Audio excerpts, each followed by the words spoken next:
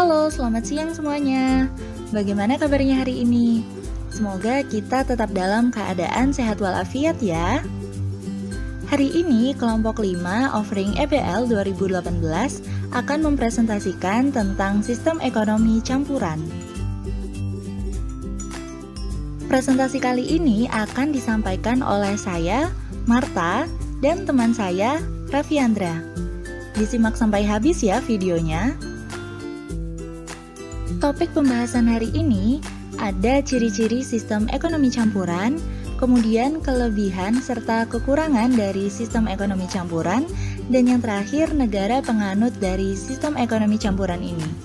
Nanti saya akan menjelaskan tentang ciri-ciri serta kekurangan dari sistem ekonomi campuran, sedangkan kelebihan dan negara penganut sistem ekonomi campuran akan dijelaskan oleh Andra. Sebelum kita membahas tentang ciri-ciri sistem ekonomi campuran, kita perlu tahu dulu nih, sistem ekonomi campuran itu apa sih? Jadi, sistem ekonomi campuran merupakan sebuah sistem ekonomi yang menggabungkan kedua sistem ekonomi sebelumnya yang telah kita pelajari, yakni kapitalis dan sosialis. Dalam sistem ekonomi campuran, masyarakat diberikan kebebasan dalam melakukan kegiatan ekonomi, namun pemerintah tetap ikut andil dalam perekonomian negara. Selanjutnya, ciri-ciri dari sistem ekonomi campuran yang pertama yakni diperbolehkan adanya persaingan di pasar.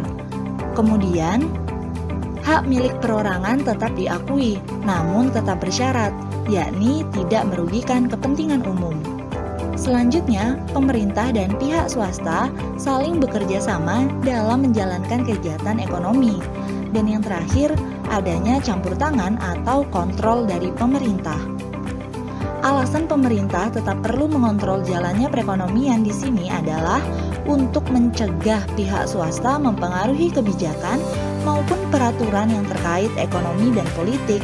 Selain itu, juga untuk mencegah organisasi buruh melakukan tekanan terhadap pengusaha yang akan menyebabkan ketidakstabilan ekonomi. Selanjutnya adalah kelebihan sistem ekonomi campuran. Nah, dengan menggabungkan antara sistem ekonomi sosialis dan kapitalis akan memunculkan kelebihan pada negara yang menganut sistem ekonomi ini.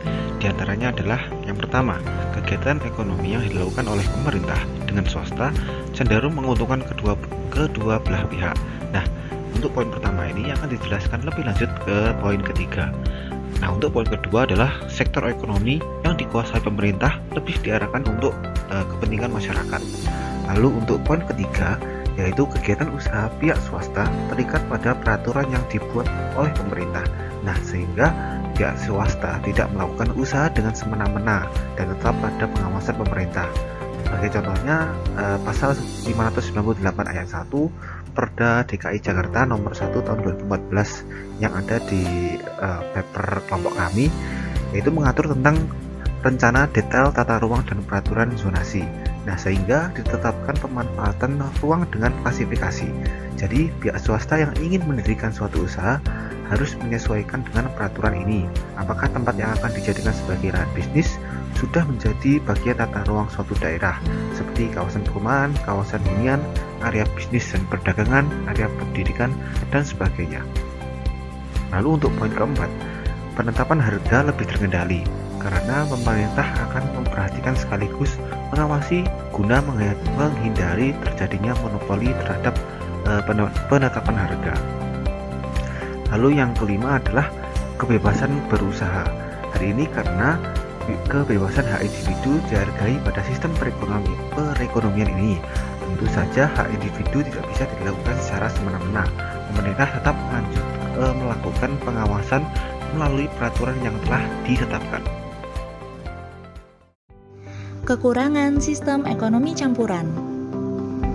Walaupun sistem ekonomi ini terkesan hanya mengambil kebaikan dari sistem-sistem ekonomi lainnya, namun tetap ada kekurangan dalam sistem ekonomi campuran ini. Di antaranya adalah yang pertama, beban pemerintah lebih berat dibandingkan beban pihak swasta. Hal ini karena segala aset-aset vital di suatu negara dikuasai oleh pemerintah demi kepentingan dan kesejahteraan seluruh masyarakat. Kemudian yang kedua, pihak swasta akan terhambat dalam hal memaksimalkan keuntungan. Maksimalisasi keuntungan ini akan terhambat karena adanya kebijakan atau peraturan dari pemerintah, seperti contohnya penetapan harga eceran tertinggi atau HET demi menjaga kestabilan harga dan melindungi konsumen agar terhindar dari harga-harga barang yang terlalu tinggi. Untuk negara penganut sistem ekonomi campuran, yang pertama adalah negara Indonesia. Dari pengertiannya sendiri, sistem ekonomi campuran itu sistem di mana pemerintahan dan swasta memiliki dominasi yang cukup kuat dan seimbang. Nah, di Indonesia sendiri, ini termasuk sistem ekonomi campuran, dikarenakan dalam kenyataannya menurut Supriyanto tahun 2009, hak individu tetap diakui, sepanjang dalam penggunaan hak individu tersebut tidak mengganggu hak individu yang lain atau hak masyarakat dan negara. Lalu sedangkan menurut Hatta tahun 1963 dalam jurnal Riyadi dan Santosa tahun 2015 mengatakan bahwa sudah menggambarkan bahwa Indonesia ini masuk ke dalam sistem ekonomi campuran karena didominasi pemerintahan atau negara yang mengerjakan kepentingan dan usaha yang cukup besar, lalu koperasi untuk mengerjakan kepentingan kecil seperti masyarakat daerah tertentu. Nah, lalu yang ketiga adalah dominasi swasta yang memiliki modal dan tenaga kerja tersendiri tanpa campur tangan pemerintah, tetapi tentu saja sesuai dengan peraturan yang telah ditetapkan oleh pemerintah. Maka bisa disimpulkan bahwa negara Indonesia ini termasuk dalam sistem ekonomi campuran dengan mendirikan suatu sistem tersendiri, yaitu sistem ekonomi Pancasila atau demokrasi ekonomi, dengan memperhatikan kekuasaan pemerintah dan swasta dengan seimbang. Lalu yang kedua adalah negara Cina. Sistem ekonomi Cina sendiri termasuk dalam sistem ekonomi campuran yang dinamakan sosialisme pasar. Dialih dengan adanya pertukaran akademisi dengan negara barat dan Eropa Timur yang terjadi pada tahun 1980-an.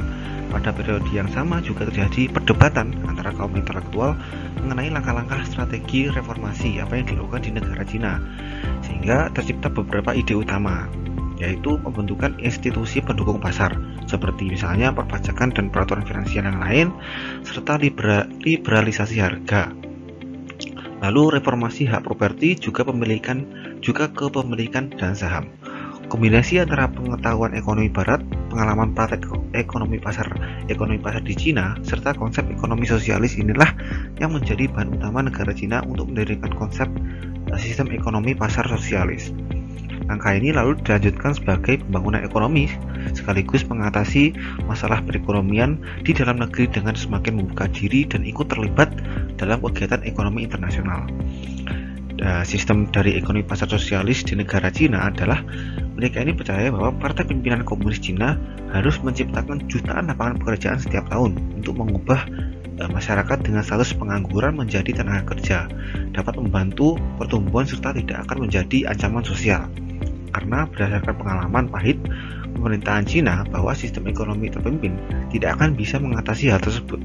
Pemerintah Cina juga mengetahui bahwa untuk mencapai dan melestarikan pertumbuhan ekonomi, perusahaan Cina dengan notabene telah menjadi pusat perhatian negara di dunia luar harus terjun dan terbuka ke dunia luar untuk memanfaatkan komoditas dalam negeri dan dana kekayaan negara dalam mencapai pertumbuhan ekonomi yang optimal. Yang ketiga adalah negara India. Sistem perekonomian di negara ini termasuk ke dalam sistem ekonomi campuran. Tentu untuk bisa menjadi kategori sistem ekonomi campuran India yang pada awalnya adalah sosialisme harus mencampurkan paham keterbukaan. Yang terkait hal itu adalah sistem ekonomi liberalisme itu sendiri. Sistem di India ini dikenal dengan istilah New Economy Policy dengan berbagai pembaruan sistem di dalamnya. Ciri utama dari sistem ini adalah manajemen dilakukan oleh pemerintah, bukannya pengaturan sepenuhnya dari pemerintah. Jadi pada dasarnya pemerintah tidak sepenuhnya mundur dari keterlibatan operasional pasar, melainkan sebagai regulator ekonomi. Hal ini terlihat pada intervensi pemerintah pada manajemen perusahaan. Bukti lainnya adalah dikeluarkan Undang-Undang Industri atau Industrial Policy Statement. Peraturan ini membahas mengenai perizinan untuk melakukan pembelian kembali saham perusahaan, pendirian lembaga pendidikan dan pelindungan investor, pengesahan standar akuntansi bagi perusahaan, baik besar maupun kecil, dan perizinan bagi perusahaan untuk melakukan investasi antar perusahaan dan memberikan pinjaman bagi anak perusahaan tanpa mengajukan persetujuan terlebih dahulu pada pemerintahan pusat. Nah, dari hasil peraturan tersebut, pihak swasta menguat dan pengurangan pada peran sektor publik, yang artinya pemerintah menarik diri dari keterlibatan sepenuhnya dari pihak swasta dan hanya menjadi regulator. Maka bisa disimpulkan bahwa sistem ekonomi India ini termasuk ke dalam ekonomi campuran, karena intervensi pemerintah yang tidak sepenuhnya menguasai, tetapi hanya sebagai pengawas atau regulator untuk pihak swasta. Sementara untuk pihak swasta diberikan kebebasan untuk mendirikan perusahaan dengan modal dan tenaga kerja tersendiri dengan sesuai peraturan pemerintah. Yang terakhir adalah Amerika Serikat. Amerika Serikat sendiri meskipun banyak dikenal oleh masyarakat sebagai negara dengan sistem ekonomi liberal, tetapi di dalam peraturannya sendiri terdapat suatu peraturan yang menggambarkan bahwa Amerika Serikat termasuk negara dengan sistem ekonomi campuran. Ditunjukkan pada peraturan antitrust law yang mengatur terjadinya kegagalan pasar, dan juga adanya peraturan penerapan upah minimum serta larangan memperkerjakan anak sebagai regulasi untuk melindungi tenaga kerja. Dari beberapa hal tersebut, peran pemerintah dan swasta saling melengkapi satu sama lain. Pemerintah memiliki peran sebagai regulator dan pengawas atas kebebasan pelakuan usaha yang dilakukan oleh pihak swasta. Karena tanpa intervensi pemerintah, pihak swasta enggan berkecimpung dalam sektor yang tidak menghasilkan keuntungan, seperti misalnya ruang terbuka hijau, penegakan hukum, dan pelayanan pendidikan serta kesehatan. Terlebih lagi, sektor pendidikan dan kesehatan yang tidak bisa sepenuhnya diserahkan kepada mekanisme pasar, karena akan mengakibatkan monopoli harga, sehingga harga pelayanannya pun melambung tinggi dan mengakibatkan banyak masyarakat yang tidak bisa mendapatkan fasilitas tersebut. Sekian presentasi dari kami. Apabila ada pertanyaan, dapat disampaikan pada forum diskusi di jadwal perkuliahan hari Kamis jam ke-46. Terima kasih. Sampai jumpa.